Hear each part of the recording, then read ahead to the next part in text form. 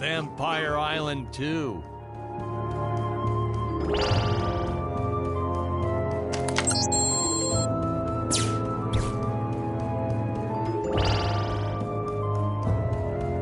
Fair share of nasty letters from scientists complaining about our portrayal of the dinosaurs.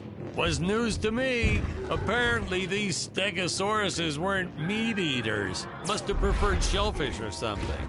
Wow, how do they know? That's what I say.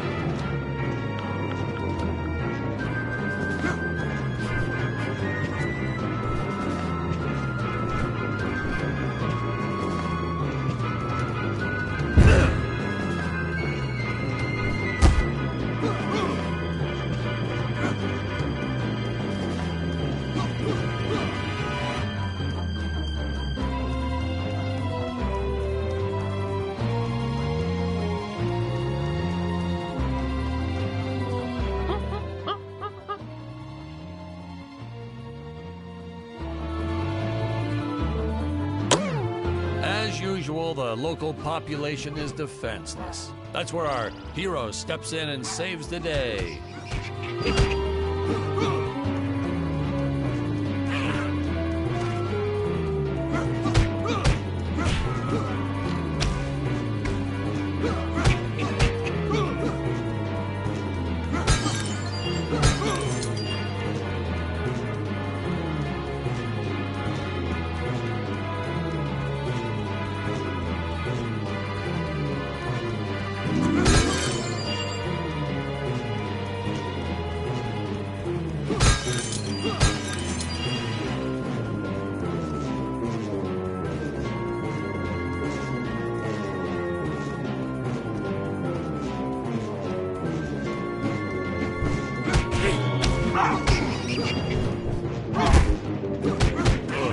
We put Jonathan through a lot shooting this film. He wasn't the best actor, especially when reacting to getting hit. He's what you call a flincher. So I told the stuntman to really just go to town on him. It's the only way to get an honest performance sometimes. Our props master tried to make the weapons soft, but there's only so much you can do. Lucky for us, Dick's entire body was covered in that spacesuit. That thing was a lifesaver when it came to hiding bruises.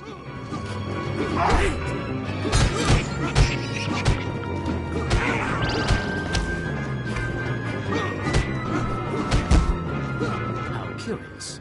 They dissolved into what appears to be gold.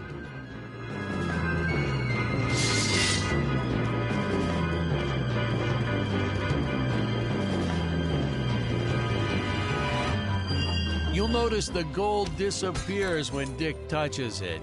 We had a deleted scene that explained he's actually teleporting it back to his ship. It's funny, no one ever questioned how Dick was able to walk around with an infinite amount of gold on him.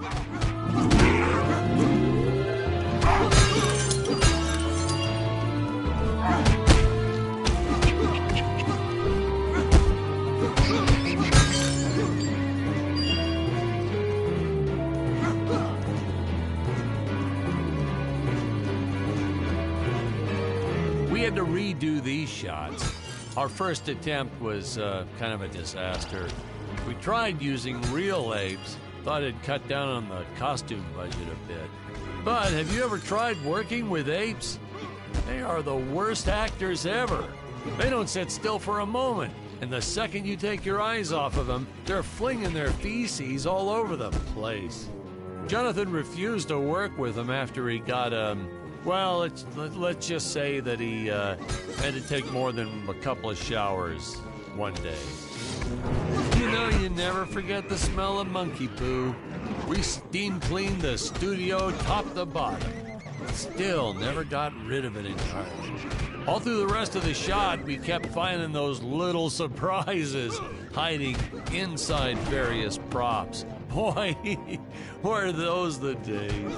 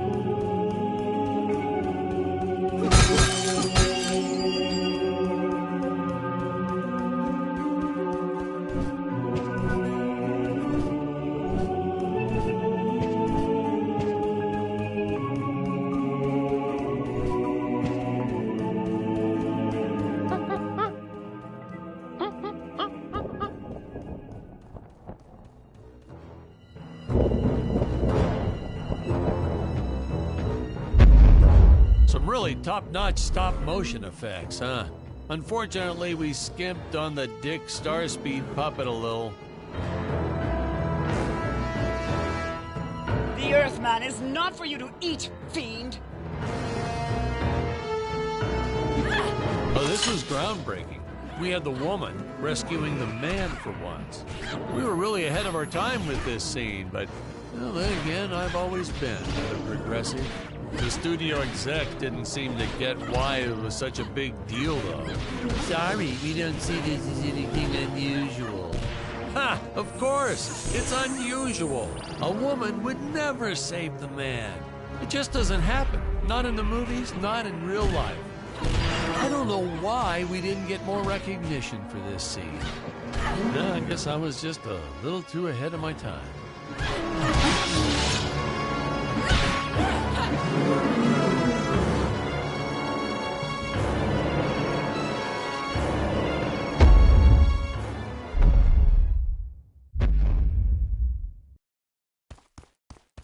Thank you for saving me, strange woman. What is your name? I am the magnificent Scarlet Nova. Do not question my motives. Just be happy that you are still alive. I must speak with my father at once. I shall teleport to his chambers.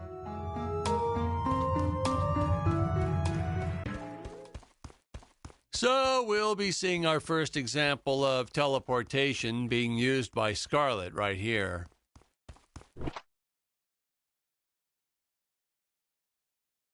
Huh? Where is this place? This is not my father's chambers. You have disobeyed.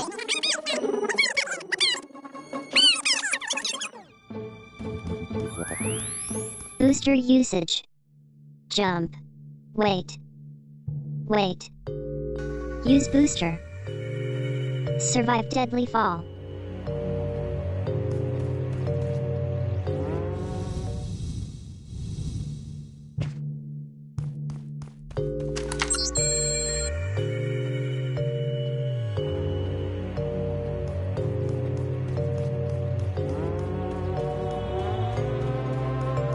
Scarlet didn't quite realize she needed to shoot those energy orbs down below. Keep in mind, Stacy was doing this on a soundstage, okay?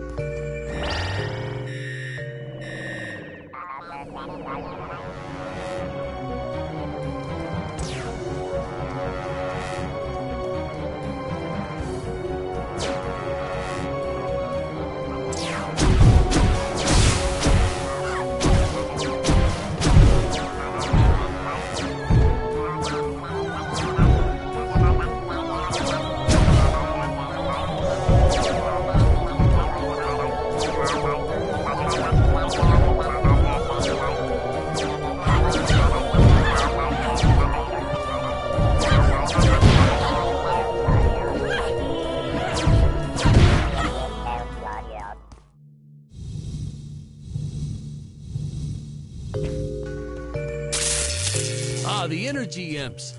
Such a neat effect. We had to paint each movement frame by frame and superimpose it into live footage. We were pulling all-nighters for weeks. Well, when I said we, I meant the artist. I'm pretty much useless if I don't get a solid 10 hours a night. But they were at it forever.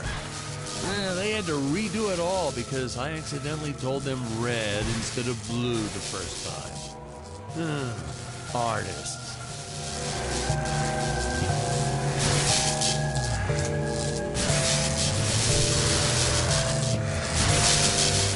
Hey, now what's going on? This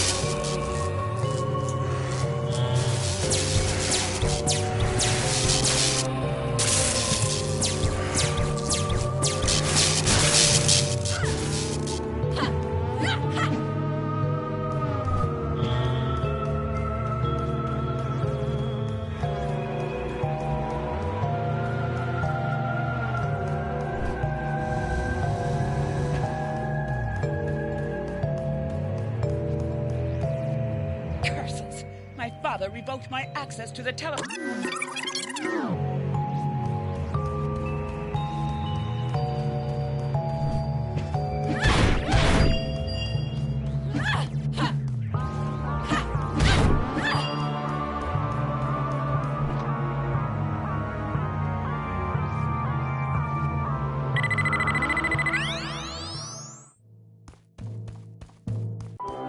Ah, I knew you would return. Puny Earthman, you shall help me overthrow the Emperor. Why would you turn against your own father? How do I know I can trust you? Oh, this scene. This is practically Shakespeare in outer space. Just as the entire planet does. And, Earthman. huh? Patrick, what's wrong with the video? Sorry, sir. Technical problems. Darn it, we're missing some really good writing here. There. Sorry about that. Well, we just passed right by her big scene. Basically, they agree to work together, but one must stay behind in the sleep chamber at all times. Should I rewind? Never mind. I'll continue from here.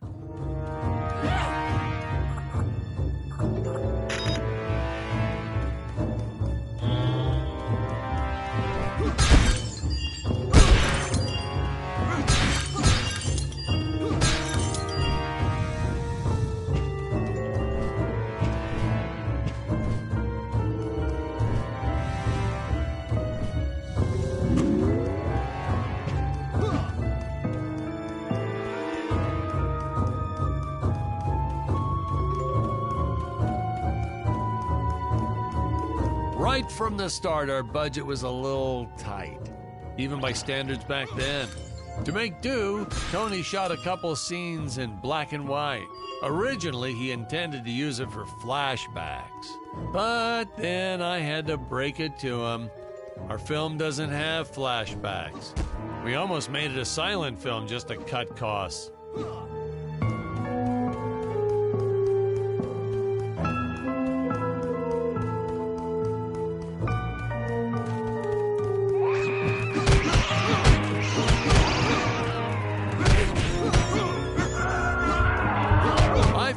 An absolute necessity we have a T-Rex in this film, but we got this Serato thing instead. Of course, I went through the whole production thinking it was a T-Rex because, really, who can tell the difference anyway? Wham and bam! Now, here's some real action. Nothing like an adrenaline boost to get our hero to really start wailing on those monsters. We were unsure It would how to appear that represent now a is the surge time for of us to... adrenaline at first, but I think we nailed it. Yep, definitely nailed it.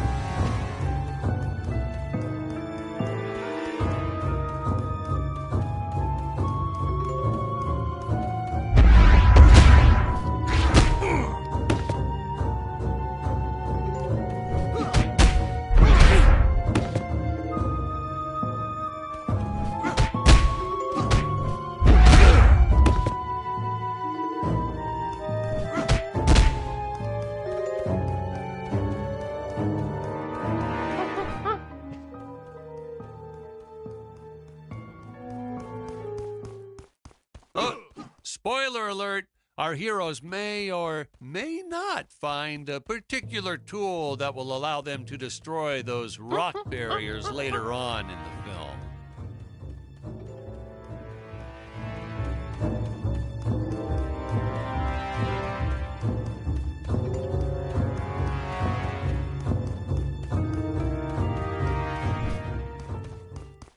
Now, that weapon, it's just an electric shaver, but, you know, Bet you'd never guess it was, would you? They look so futuristic.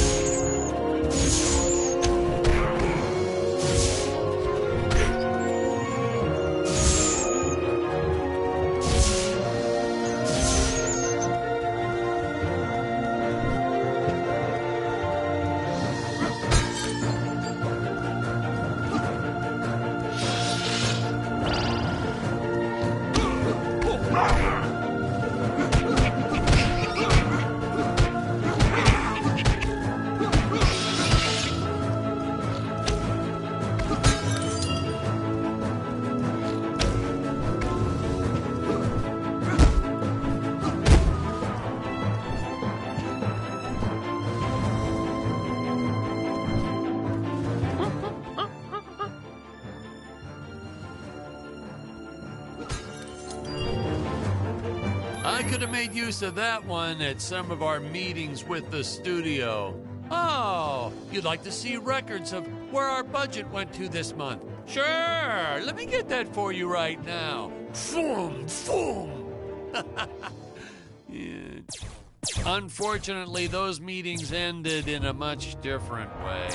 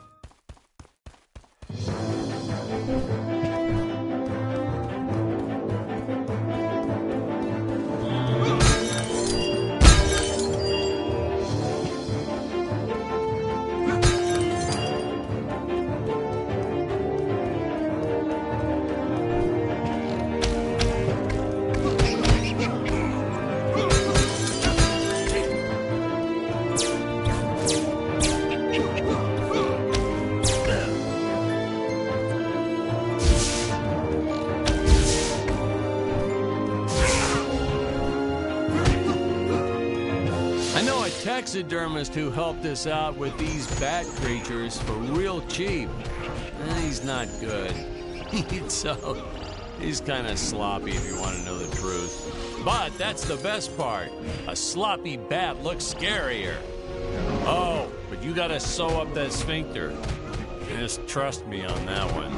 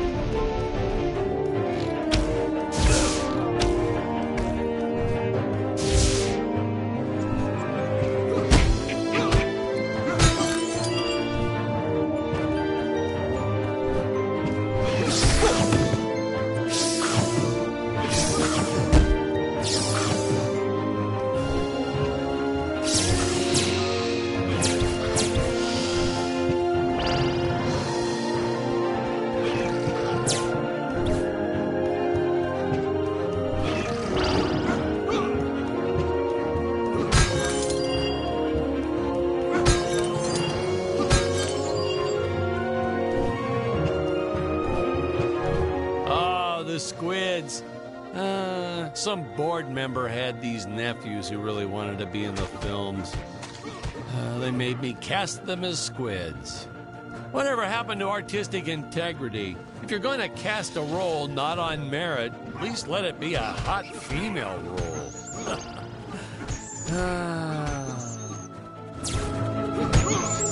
My effects team kept assuring me the strings wouldn't be visible in the final cut, but I could see them. No transparent nylon. This stuff will do the trick. Yeah, right. I swear those darn strings is what made my hair go white.